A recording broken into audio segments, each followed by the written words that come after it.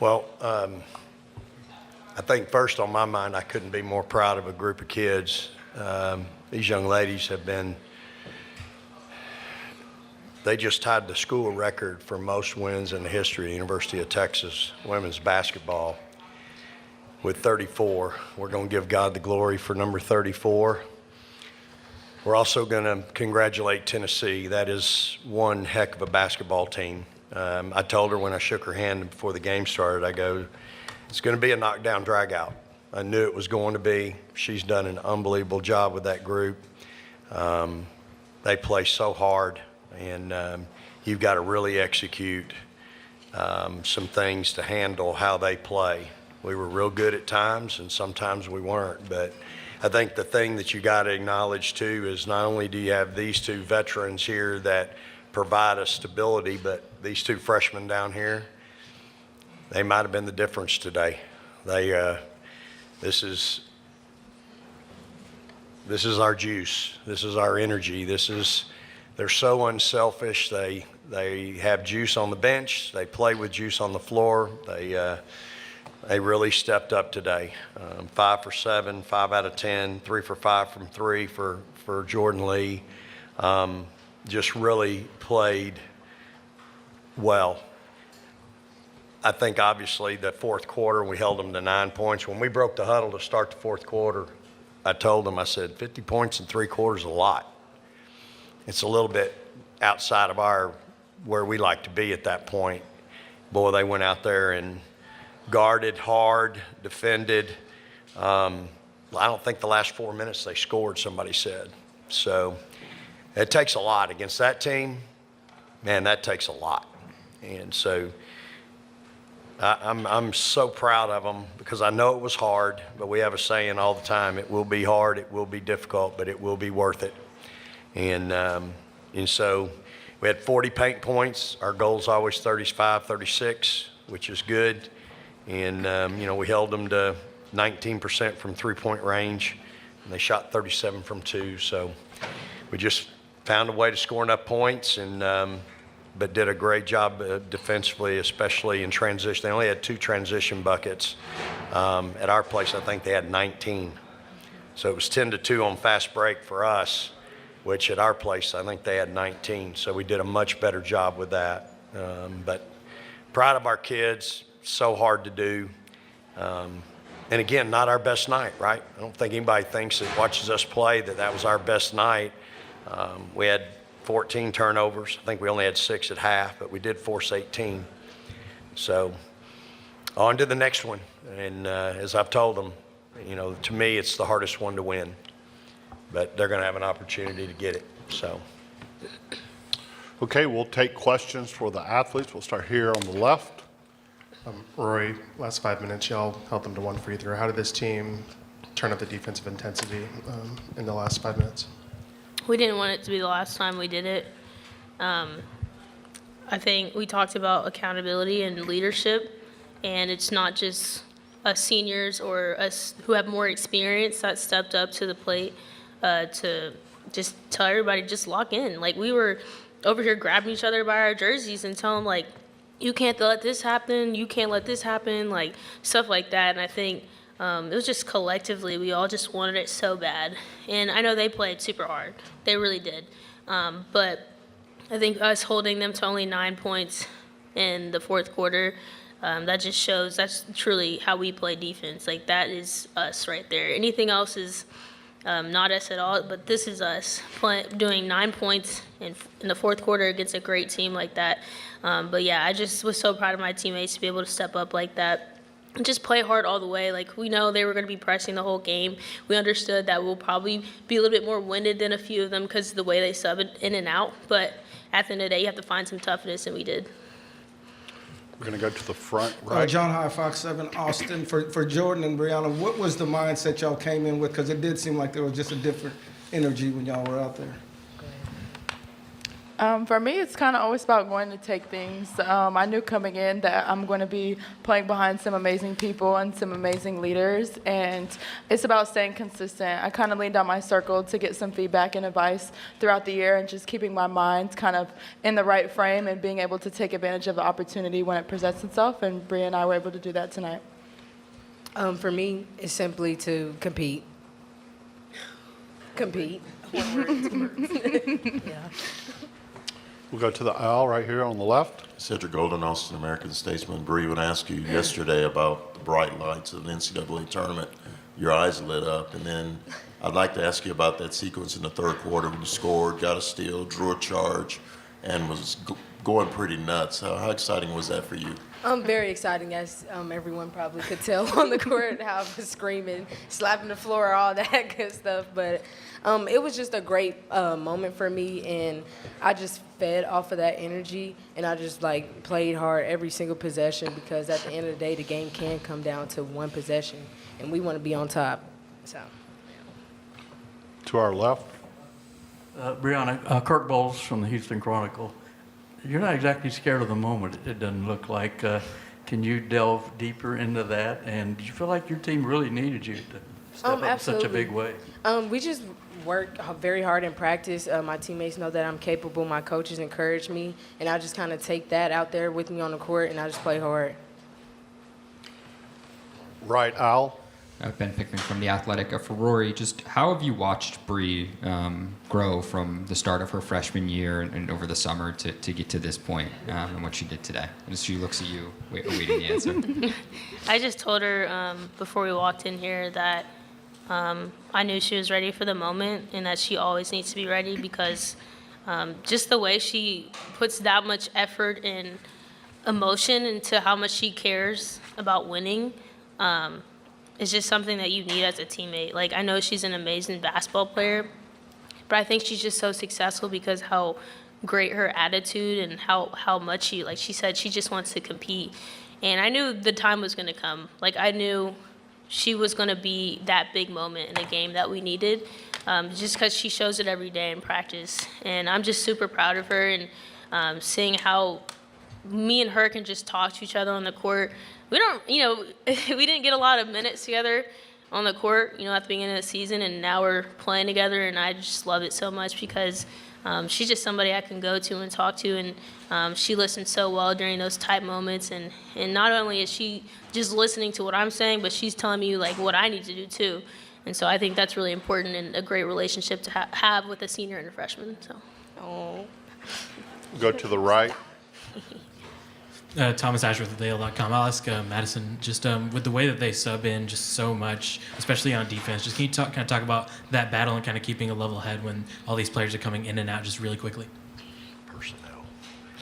Yeah, I think that's when we lean on each other more than anything, because, they're subbing in so much, it's just dang, basically who's in now? But no, I just think that our coaches really prepared us. And I think also the number one thing with, kind of containing them while they're subbing in so much is knowing their personnel, knowing who can shoot, knowing who can do what. And I just think that we kind of talk about that so well. We've been just talking on the court about who can shoot, while they're playing. So I just think just knowing personnel, communication, and just kind of leaning on each other, it really got us through this game. We'll go to Zoom for any questions. We have none. Ladies, thank you. You're dismissed. Thank you. Thank you. Thank you. Look at Horns. Proud of this team. Thank you. Proud of you, Coach. Good job. Appreciate you. No problem. Way to go, Bree. Yes, sir.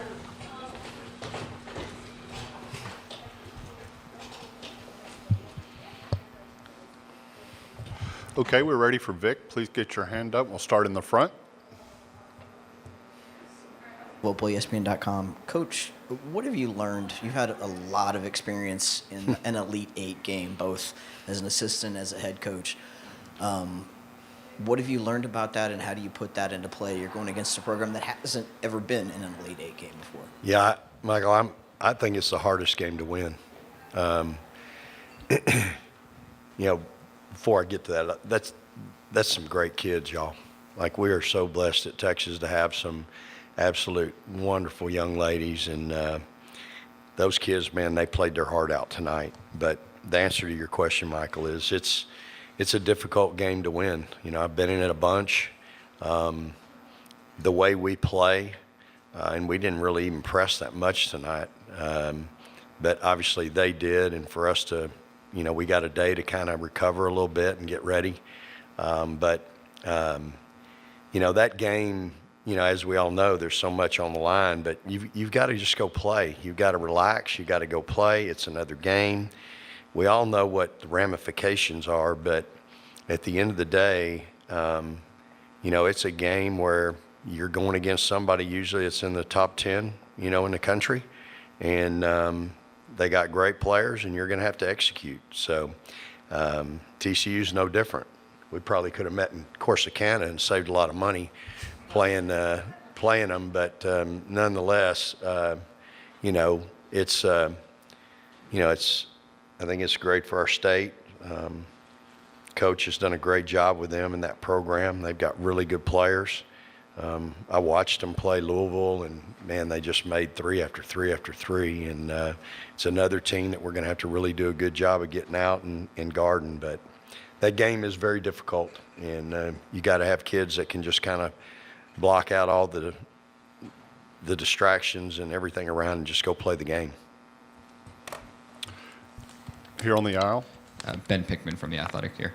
You know, Vic, yesterday you talked about that the best press attack is a great point guard. I guess, one, do you want to amend that comment to make it plural, great point guards? Yeah. And two, I played three of them today. Right, exactly. And two, you know, Rory talked about, you know, just now rubbing off on Bree. Just how have you seen her rub off on Bree, and not only prepare her for this moment, but also the future of the program? Again, that's who Rory is. You know, she did that with Booker. She explains, you know, why Coach is running what he's running, and you know, for Bree, she's had to learn the same lesson, that there's a reason why I'm running something. But I think what you have to realize, Rory is fast, Bree is electric, and that's two changes of pace that hard for teams to kind of get used to, you know. And so Bree and Jordan, y'all, they are not short on confidence. For being young, sometimes you know what they say, what you don't know don't hurt you. And those two are just so confident. And, you know, Jordan goes 5 for 7 tonight, is that right? No, 5 for 10. Bree went 5 for 7. Both those kids are just, they're really confident kids. And, you know, they've played a lot the whole season, really. So tonight, I got a whole coaching staff over there telling me that the 4-guard lineup is plus 19 or whatever. And so finally I just said, okay. And we played them the whole fourth quarter together. To the right. Hey, Thomas Ashworth with AL.com. You've been coaching in the SEC for a little while. Just can you talk about maybe not just the depth of this league this year, but specifically with teams that, you know, there are a lot of teams that could come and win a game, you know, depending on the matchup. But can you talk about the depth of just the league this year, specifically with teams that could win a game? Well, I mean, it's a nightmare. That's all I can tell you. I have to live it for 2 months, 2.5 months. It's the worst 2.5 months of my life every year. There's just so many good teams, so well coached, and so many great players. And, you know, for us to meet them in the Sweet 16, it just, again, it says a lot about our league. But as I told Coach, she's done an unbelievable job with that program in such a short period of time. And, you know, a lot of people didn't think what she'd do or how she's doing it was going to work. I think she's shown them they ain't right, that what they do and how they do it is very effective. And again, getting kids to buy into a system, you know, she's done it so fast. And a lot of credit has to go to her and how they play and the problems that they can create. So we had a few more turnovers today. Well, we only had 2 more than we had the first time, but it seemed like we just had a little more trouble in the backcourt than we did the first time. But, you know, our league is a monster. I mean, there's just no way to no other way to describe it. I mean, it's just a nightmare of a league. And anybody in this league, you know, that's the thing, y'all. You go to the NCAA tournament and you think, oh, man, thank goodness we can go see somebody else. Oh, no, I get to play 2 games, and now all of a sudden I got to play Tennessee. I mean, give me a break. And so it's just, but that's our league. I mean, there's so many good teams. They're all well coached, and there's so many great players. I mean, I walk out there for tip. I'm looking at Tennessee. I'm like, it's like looking at a WNBA team. They got size at guard, size at 5, size everywhere. Athleticism, quickness all over the floor. I mean, it ain't much fun. Very back. Andrea Adelson with ESPN.com. Vic, you touched on the defense earlier, but to hold the nation's leading scoring team to 59 points and do what you did to them in limiting their 3-point shots, what was the biggest key to the defensive effort tonight? Well, don't worry. I can brag about my defense all I want. There's going to be somebody that's affiliated with your network going to be complaining about my offense tonight. So it's okay. I know you're just a messenger, but, you know, our defense was really, really good tonight in that fourth quarter, and especially down the stretch. And you really got to credit my kids and commend them, because I'm sure everybody out there was thinking, good God, they look tired, or this is when it's, you know, and all we did was buckle down and held them to 1 point in the last 5 minutes. Is that right? And so, again, I think we've been in these battles enough. We know what it takes. And, again, when you're tired, or maybe in that moment of the last 4 or 5 minutes, that's when you don't rise to the occasion. You fall back on your fundamentals. I thought we did a much better job of keeping them out of the lane. I told Jordan Lee in the timeout at 5 minutes, I go, baby, you got to get your nose on the ball. Like, you got to stop letting them drive that thing down there deep into the lane. And so we did a little bit better job of that. And then that flare screen on the left wing was giving us problems for a 3. And, you know, we might have handled that a little better. I don't know if they ever ran it again, but that was something that we were focused on too. So, again, this is what we do. You know, this is who we are. My kids take great pride in their toughness and their competitive spirit. You know, when it gets hard, it just is about right for us. And it was hard today, y'all. It was really, really hard. To the front. The Daily Texan. Did you drive here? I flew this time. Congratulations. Thank you.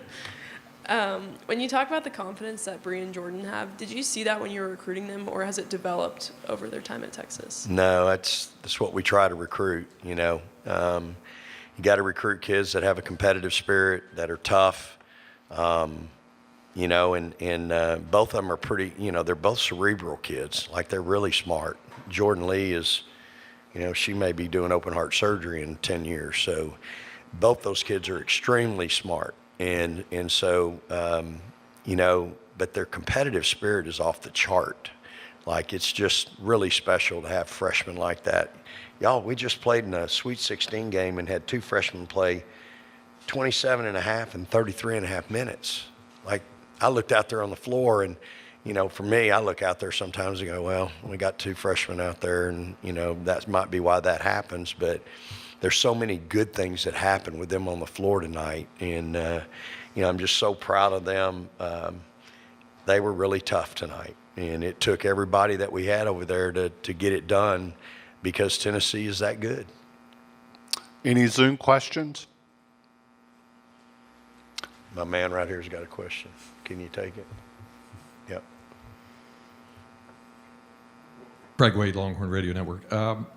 Vic, is it because of the ever-changing world of women's college basketball, do you find it ironic that here you are in the Elite Eight for the 4th time in the last 5 years? The one time you weren't was a team led by a guard that you're going to see on Monday night in Haley Van Lith, not to mention a one-time Longhorn, obviously, in Sedona Prince. The irony of what happens in NCAA tournament play. Yeah, and in the year that we didn't, we lose our leading scorer, you know, Sonia. We lost her with like 7 games to go, and we still found a way to win the league. But we were a way different team and ran into a good team in the second round. But, yeah, it's just, this is the world I live in. there's got to be something done, obviously. I mean, y'all, I'm watching film all day yesterday. After we get done with practice, I stayed in there. But I got to take an hour to make a phone call, recruit, because the portal's open. You know, it just makes no sense. Like, and so, but I'd spent all day, I couldn't watch any more film. My brain was done, and we were ready. The hay was in the barn, as we say in Texas.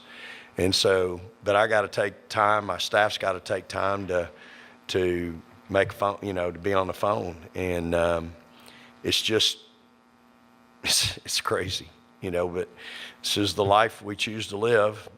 And it's just the way things are right now. But my team deserves all the attention that I have. And, you know, when we got back yesterday, they'll tell you I sat at that table in the team room and I stayed there for 9 hours trying to find something. And we watched film last night. We got done at 9 o'clock, and I was done. It'd been a long day. And so I know my staff was on the phone and I said hello, but other than that, my team deserves my total attention right now. And if that cost me a kid, it cost me a kid. But this team, I learned this from Coach Blair. The most important recruits you got are the ones in your locker room. Those kids deserve all your attention. And I'm going to give this group all my attention because they have earned it. They deserve it. They're great kids. And so, again, if it hurts us, then it hurts us. But I'm not doing it any other way.